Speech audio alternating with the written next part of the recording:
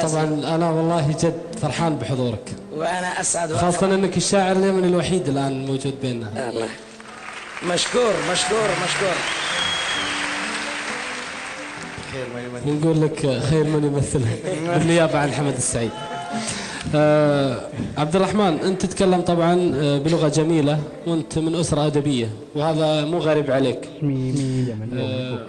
بعدين تكلمت بلغة غزلية عن حسن، نكتشف أنه هذه المحاسن هي محاسن اللغة اللي أنت تحبها وتدافع عنها. أحب أشير أن اللغة العربية تغزلت في كل شيء، فمن سيتغزل فيها اليوم بأدواتها ومفرداتها؟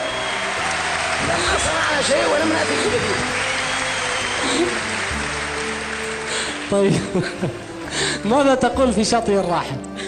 شاطئ الراحة يعني كما قال ذاك أنا أهوى السباحة وأحب القراءة، ذات يوم قصدنا شاطئ الاستراحة.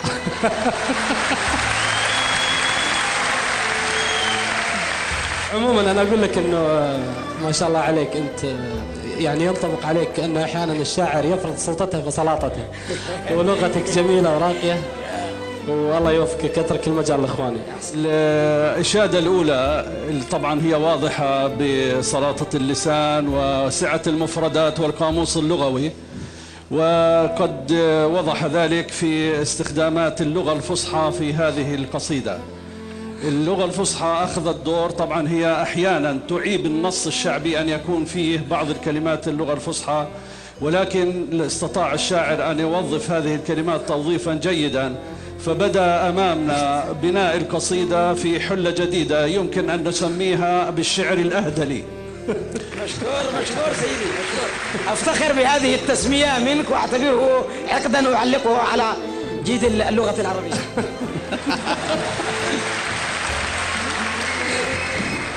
الأهدل إذا خذيت المليون إيش تبي تسوي فيه؟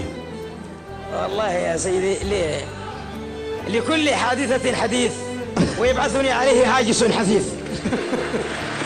بعدين في ذلك الوقت. وهنيك على هالقصيدة، لكن أبغيك تقول لي أو شو تقول في الكرسي الأحمر هذا اللي ياسين عليه الشعر الحين؟ والله يا سيدي الكريم هو في الحقيقة الأحمر لون الخطر، ولكن في اللغة العربية يقال فلان صاحب مقام خطير، يعني رفيقه كبير، والناس صارت توظفه خطير أمر شديد يعني، وهذا إذا الجلوس عليه يدل على مقام خطير يعني مقام كبير، وحاشا من جلس على هذا الكرسي وتربح أن يعود خائبا من هذا المربع. سميم يمن فوكس.